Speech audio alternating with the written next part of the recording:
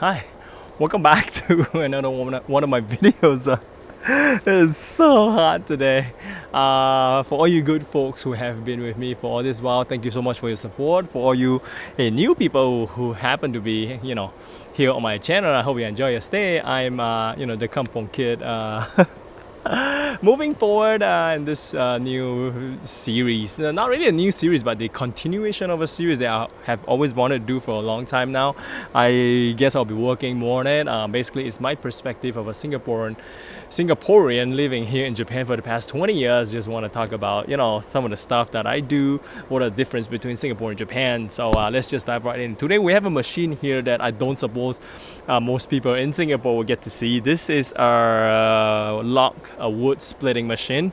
Unfortunately, it's not mine. I borrowed it from a neighbor because I live in the middle of nowhere, like in central Japan, Nagano, and we get winter every year. So in winter time, in autumn towards the full months of winter, basically from anywhere from November to about sometime between March to April if it gets too cold. Basically, for my house, I have a fire stove, so I have to burn some wood as fuel to have the heat to keep the house warm, and sometimes in bad weather to dry the clothes inside the house as well. So when we got the house built a couple of years, like maybe 10 years, more than 10 years ago, we got to choose between central heating and the traditional wooden fire stove. But given the running costs of maintaining a house with central heating will be very, very high, and besides the fact that electrical bill is gonna be really high as well, so we chose to have a house that is insulated against winter. At the same time, we chose to have a wood stove in the house, so we burn firewood in the house to keep warm. And besides, my mom used to read books from Annette Blyton, and she always liked a house with a fireplace inside. So, given a chance that I got to build a house here in Japan in the middle of nowhere, I decided to put in a fire stove. Just when my mom comes over, she can enjoy nice tea and some cakes over, the fireplace in winter or something. But her concept of a fireplace is different from a fire stove, because a fireplace is based on the perspective that I know, and some of us around know. It's just this brick structure in a house with a place that you burn firewood up the chimney where the smoke goes out. But in Japan, we have a fire stove instead of a fireplace. So a fire stove is basically a full not stainless steel, full iron cast stove with no structure around it, and on the bottom is just clay bricks to hold the heat and not break under heavy heat. And then this fire stove basically has this very, very long chimney that goes inside the house, unobstructed, all the way up to through the roof. So what that does is it allows us to heat the house. It's more efficient than a fireplace, where you only get a proper fire and heat when you're in front of the fireplace. Whereas a fire stove, the entire chimney, the heat will heat up the air around it, and you have a circulating fan on top on the second floor. It will circulate the hot air, because as we know from science, hot air rises and cold air sinks because it's more dense. With the circulator, the fan, it will recirculate the hot air down and to bring the cold air up and to circulate everything, so we get a very nice warm, cozy atmosphere in winter. So yeah, that's where this machine comes in really handy. And there are different kind of wood that I didn't know before I got to Japan, because I grew up in Singapore. I've never experienced winter before. I didn't know the different kind of wood that I am allowed to burn, and that that's available to me from the neighbors, from the Japanese, from friends that taught me a lot of things, like cheap wood or like a not really good wood, like what is that, a pine, they call it the matsu in Japan. Basically, when you hold the wood up, it's very light, even though the same size of wood that has a very, very heavy mass will be much heavier. So light wood, like matsu and everything, you try to cut them down to small pieces to start the fire, to get the fire going. And wood that are very good, like nara or I think cedar, are very good. Like this is, I think this is cedar, pine. I think it's some around there somewhere. Cedar is very heavy and is very strong. So you don't try to cut those really good dense wood down to small pieces. You kind of keep them in big blocks. So what it does is when you start the fire, you burn all the cheap and weak wood. And once you get the fire going, you try to put in medium-sized wood of your choice. And before you go to sleep, you put in the big dense wood like cedar. I don't know, it's like 10 kilograms. Big blocks. You put 2 of those in. Each of those blocks can burn slowly over, I don't know, anywhere between 3 to 5 hours. So you got 2 of those logs in. You can basically go to sleep at night and regulate the temperature and the burning system of your particular stove and regulate it. So when you wake up in the morning, the wood is still glowing in this beautiful amber, and you can just put in more wood to get the fire going. That's how we regulate the wood. That's something I learned over the years, because I didn't know. I thought all the woods are the same, but it's different. And back then, yeah, every different kind of wood will have moisture inside. You want to have like the moisture in the wood to be anywhere less than like 20%, maybe 16, I don't know, 16, 17 is adequate, but 13 to 15 is good. So how do you tell, without a specific meter to measure? I have that meter that you can just plug in the wood. You know what is the moisture in the wood. So how do you tell if you don't have one of those meters? You keep the wood out in the sun, and when it starts to crack on the outside, it means it's pretty much dry, but you don't know what is on the inside. So it depends on the size of the wood. If it's too big, on the outside it might be cracking and dry, but on the inside there might be moisture. But on a general note, I will keep my wood out, fresh cut trees or logs. I'll keep it out for about 2 to 3 years in the sun. But if you keep it out for too long without doing anything to it, the wood will start to have moisture at the bottom and it will rot. And the worms and the ants will come in and start to build nests inside. So you put, basically, if you don't do anything to the wood, you destroy a perfectly good wood. So yeah, when you get time, you really gotta work on your wood. That's pretty much it. So yeah, when I first got this house, when we first built it, experiencing our first few winters, I didn't really know much about all this stuff that I had to do for winter. So I bought an axe. I think here you can see I got the Grants 4 Brooks axe. The first one that I got was this splitting maul. It's very heavy. It's very good for splitting wood. I used it for a couple of years. And then I even got the wood splitter. I got 2 of these from Grants 4 Brooks as well. Basically, you wedged it into the wood using the back of the maul, which is like a hammer. And this is very big and very heavy. And then sometime over the years, I got a small forest axe because I always wanted one of these small axes. This is definitely not good for splitting wood. It's just good for if you bring it out to camping, for camping and do a little bit of woodwork, chopping down a little bit of branches and whatnot. It's definitely not for splitting wood, but in the event that you got nothing, you can use this to split wood as well. Dedicated splitting axe will be very good for splitting wood because number 1 is very heavy. Number 2, the wedge of the axe head is very different. It's very wide, so once it goes in the wood, I split it really easily. So my neighbor, unfortunately, not everyone have one of these wood splitting machine. Unfortunately, one of my neighbors, she's about, I think, 70s, 80s. Her husband passed on, I think last year, 2 years back. So she can't really use this machine by herself. Number 1 is very heavy. Number 2, it's very hard for her to bring a log and put it up there and split it. So she told us like a couple of years ago that if anyone in the vicinity wants to use one of these machines, we can always grab her machine and use it because she can't use it without. Her husband used to be the one doing all the wood, but he's no longer around. So she got friends to come over and help her sometimes, but yeah, she doesn't really use it. So every once in a while we will just borrow it from her.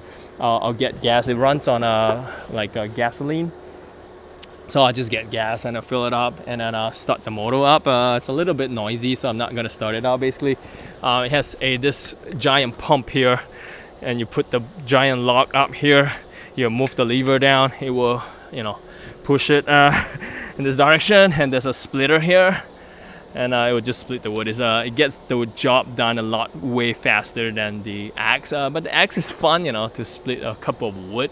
But this is definitely a lot more useful. If I would have known that this kind of machine is so much more efficient, I wouldn't have got the axe. But this is way more expensive than the axe. Obviously, it's the price of like a small used car, maybe anywhere between 5, I don't know, to 15 grand US. There's a lot of different size and different makers for this, so it really depends on what you need and what you want and how big of a log you're doing for woodwork. So generally, if it's too big, it's very hard to use, but it has a lot of power, so any big size logs, you can just dump it in and don't worry about it. It'll just split it for you. So generally, try to get it in the size that is suitable for the size of the logs that you need to be cutting.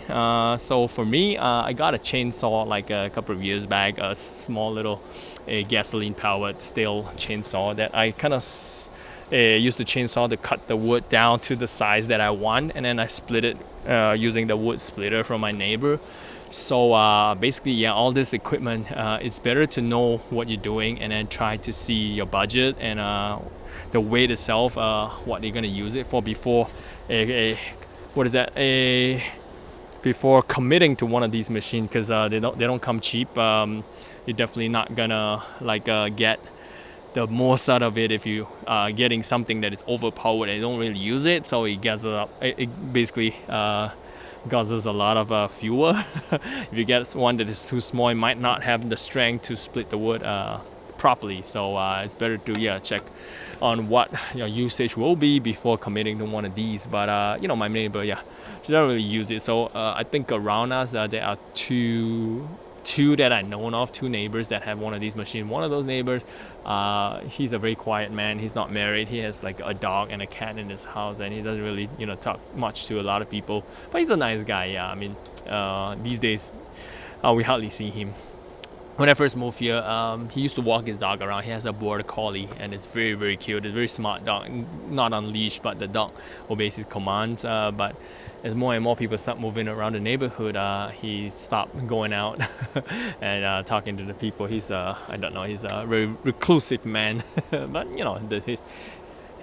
he's him. He do his, we do us. So it's not too bad. This neighbor is very nice. She's an old lady by herself. I told her that if she needed wood in the winter, she can use any one of our wood here that we used.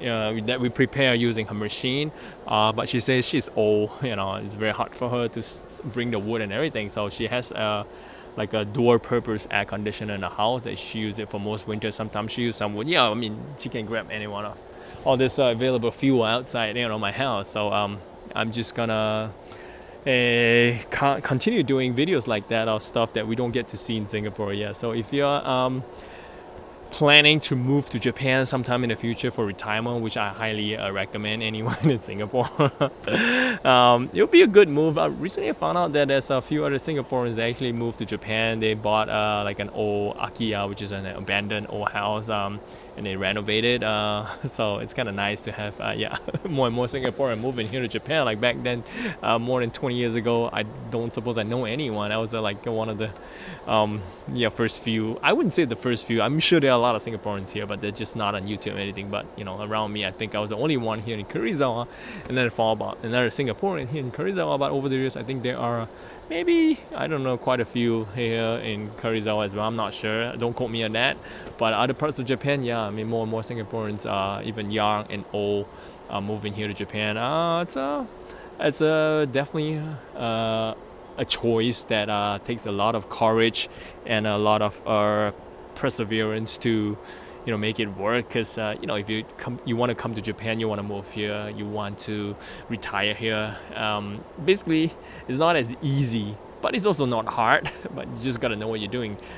Number one, I think the biggest thing will be the language barrier, because a lot of Japanese in the countryside do not speak English. So if you don't know Japanese, it's very hard to blend into the community. So I would suggest before coming over, even if you're planning to come over in the future, even for holidays, not even to move here permanently, just study a little bit of Japanese. It's not hard. Most of us watch like animes and whatnot. And then a few words definitely help you to enjoy your experience here in Japan. So that's something you should look forward to. And to move here, I guess the other big issue will be, your families, your parents, and everyone in Singapore. How supportive are they? Because a lot of them might not be supportive because after all we are like Asian, we're just Chinese, family. If you move overseas, a lot of people start saying things behind your back like you are this, that, whatever. If you can get past all that, and then maybe get your parents to come here in the future to visit you after you as well, probably settled in and everything, it's not a bad thing. Yeah, I think most of them will enjoy it. The food is good, sake, alcohol is good, fruits are amazing, a lot of places to visit, and yeah, generally Japanese people are very, very polite. Singaporean, we are not that bad, pretty much welcome here because number one, we don't do crazy things like folks from some of the other countries, and number two, Singaporeans are very adaptable to many different places. I know my personal friends, a few of them are in all different parts of the world. I think one is in Germany, a few in Australia. I think one is in, I don't know, Denmark, like someone in Japan. So basically, yeah, my circle of Singapore friends, some of ours are already out, like living in other parts of the world for many years, like me myself, 20 years out of Singapore. So yeah, I mean, why not? Every one of us only get one shot in life. If you want to move out, you don't like to retire in Singapore, maybe you can start working on it.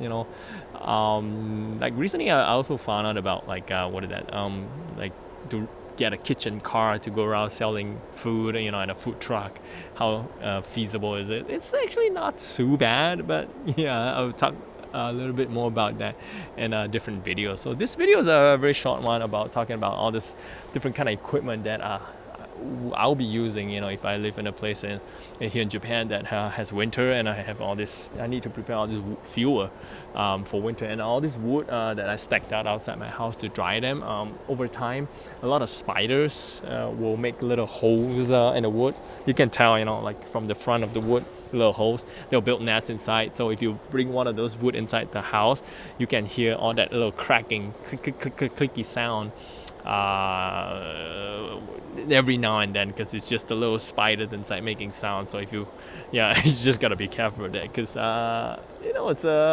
it's nature. You put it on the dry, the insects, the bugs will just make nests and everything inside. So a lot of bugs will be gone in winter. They'll be like dead. They'll be dormant. So when it gets a little bit cooler, like in March and April, when you start splitting all this wood, you find a lot of small bugs, the larvae inside the wood, which is usually rotten, or they make holes inside, and you feed them to the birds. The birds will be happy. So you just gotta, something that you gotta keep it in hindsight. If you move to the countryside, you get a lot of bugs outside of your house, but it's definitely cheaper than living in a big city, because outside countryside, usually land is cheaper, building materials are cheaper. The only thing is there's not a lot of good jobs in the countryside. All the big cities has all the big companies that they pay a lot better. If you want to move to the countryside, you gotta know what you're doing. So yeah, it's not easy to fit into the countryside, but the life in the countryside is slow. It's beautiful. It's very, very fun. There's a lot of things to do, and it's not as crazy as hot as the big city. So I would generally prefer to live in the countryside than the big city. I mean, you move from Singapore, big city, to another big city, there's no difference, just a change of environment, but the cars, the pollution, the people, everything is just still there. I would suggest move to the countryside and enjoy life in the countryside, where it's just so much more beautiful. You listen to different sounds of different species of birds, you see different bugs, and then so you get used to it, and recently I think a 20-year-old gentleman was killed by a grizzly bear in Hokkaido.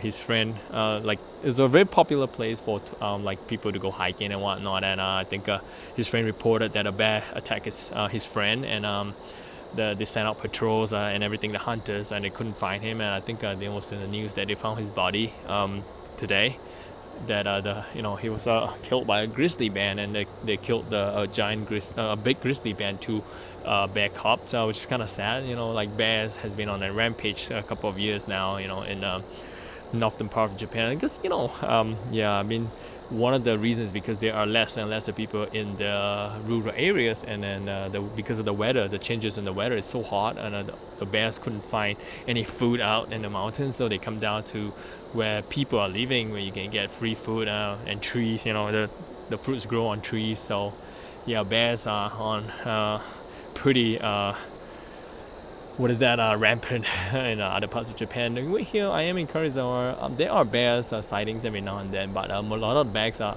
lot of the bears are GPS tagged, and there's a team watching the bears. So if they come too close to the people, they'll send out the bear dogs to bark and chase them back into the wild. And we don't get grizzly here, so we get regular Japanese black bears, which is about 1.2 to 1.4, 1.5 meters. But the Hokkaido grizzlies, man, those guys are like anywhere between 2 to 3 meters. So no, if you see one of those, if you do encounter a bear, don't turn and run, because if you show your back to the bear, they will chase and attack you. You don't do any freaky movement. Back off slowly, and yeah, if you're out in the wild, just prepare a bear spray or some kind of like an improvised weapon or an axe or something if you're out there, so just in case, yeah. So basically, yeah, that's it for this video. Thank you guys so much for checking out my videos. I will see you guys in the next video. Take care, and bye.